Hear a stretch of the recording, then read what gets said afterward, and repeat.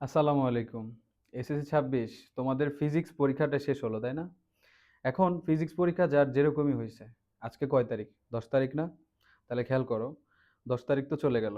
এই যে রাত ১২ টার সময় ১১, ১২, ১৩, ১৪ তারিখে তোমাদের কেমিস্ট্রি পরীক্ষা, তাই না?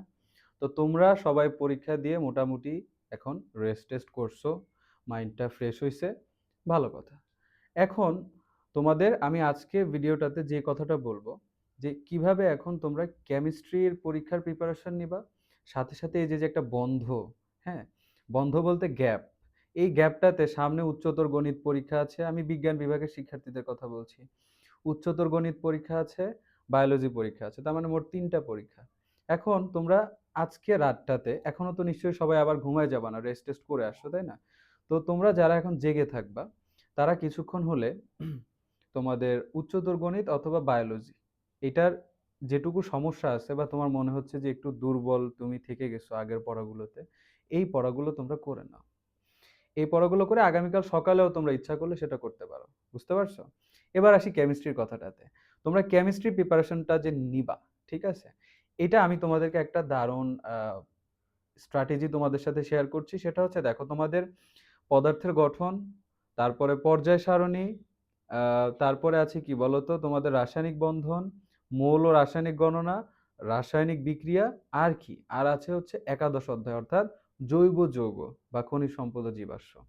এখন তোমরা পদার্থের গঠন, তারপরে হচ্ছে পর্যায় সারণী, তারপরে রাসায়নিক বন্ধন, এগুলো মোটামুটি সবাই ভালো রকম ভাবে পারো, তাই না?